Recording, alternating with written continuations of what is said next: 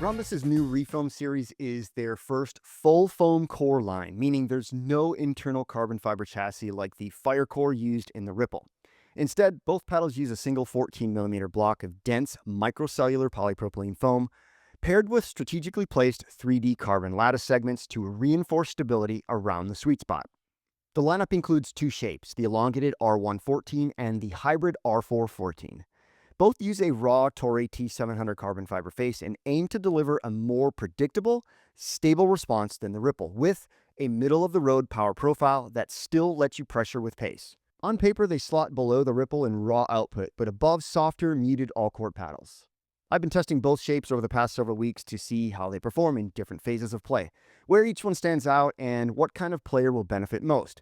Full disclosure, Ronbus sent me these paddles at no cost, with no expectations and no editorial control. If you want to try one, code MPB drops the price from $199 to $179.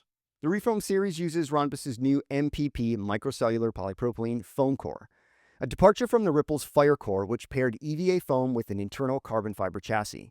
MPP is produced using supercritical foaming, which creates much smaller, more uniform cells than EPP or EVA. That tighter structure improves the strength-to-weight ratio, resists deformation, and holds its rebound characteristics over time. However, unlike EPP, which is hard to compress with your finger, you can compress MPP, so materially, it's softer. Inside the core, Ronbus has embedded 6 3D carbon lattice segments.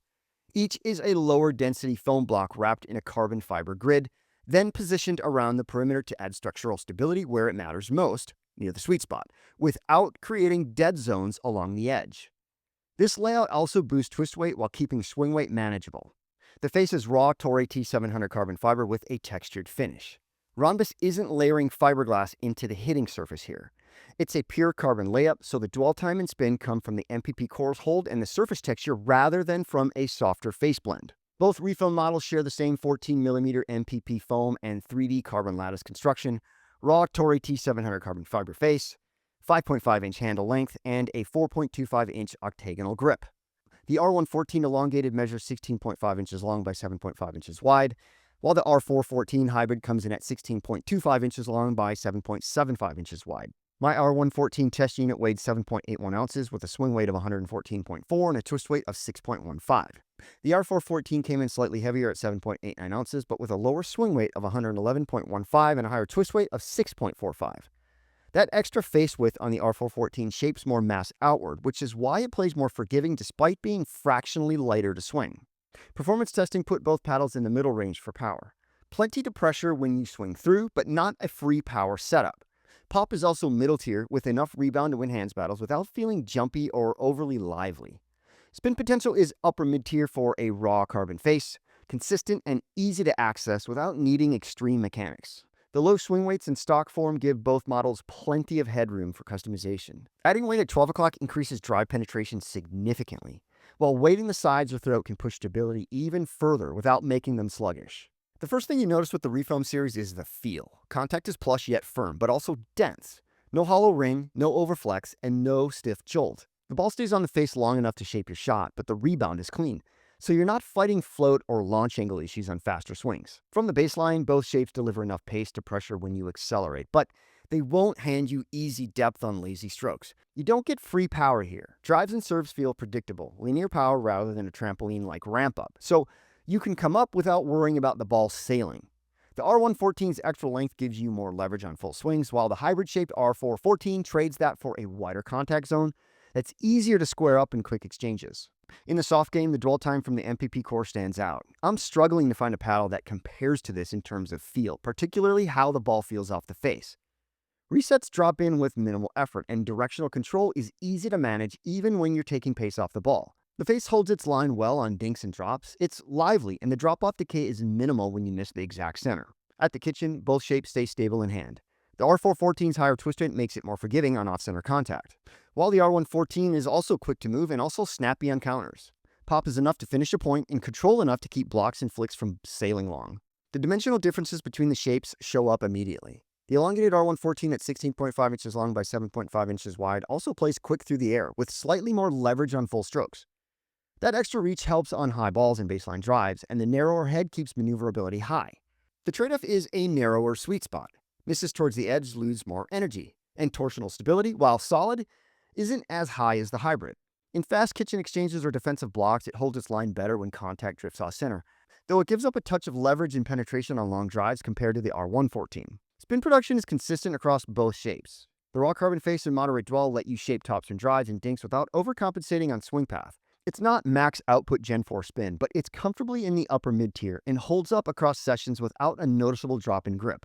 If you're a controlled banger, the elongated makes more sense. If you want a larger margin for error, the hybrid is the safer, more forgiving option. Against the Ripple, the Refoam is the calmer sibling. Ripple plays like a loaded spring, explosive off the face, very fun to play, but unforgiving if your touch is even the slightest bit off. Refoam feels like you've turned on traction control. Resets are easier, pop is moderated, and grip pressure isn't as critical. You can shape shots on the fly without the constant fear of overcooking them. Compared to Carbon's True Foam, the difference is in the dwell quality.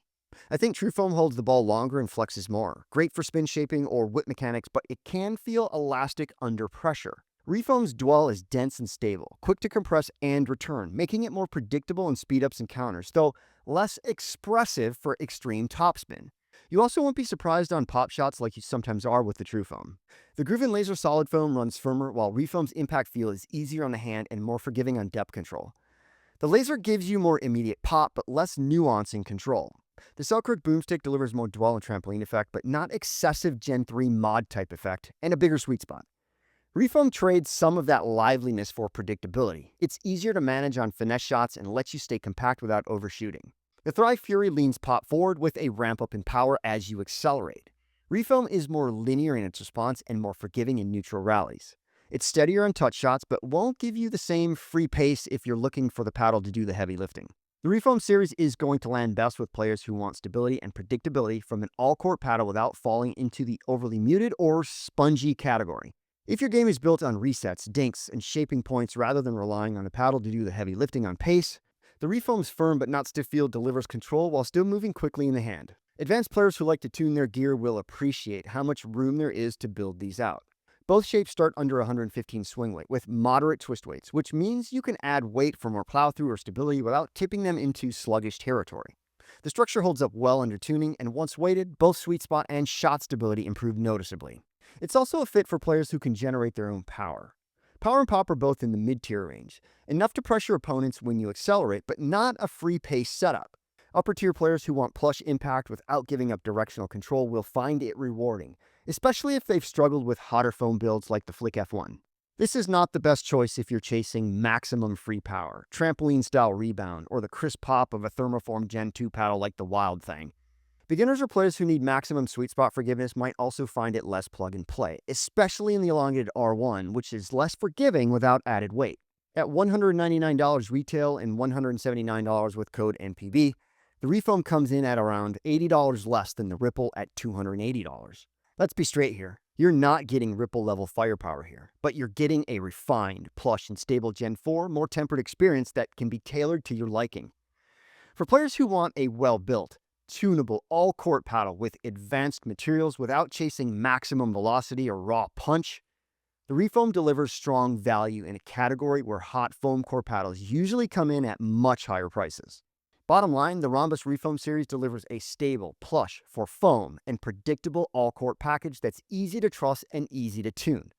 It's not built for maximum firepower, but that's the point. If you want control without going overly soft, forgiveness without getting sluggish, and a price that's $80 under the Ripple, it's worth a serious look. Use code NPB to drop it to $179, and you've got one of the more balanced, customizable foam core options in this price tier. So that's it. That's the Refoam review. If you have any questions about it, or if you think you're going to pick one up or go with something else, drop a comment and let me know. If this video helped, please like and subscribe. Thanks for watching, and I'll see you in the next one.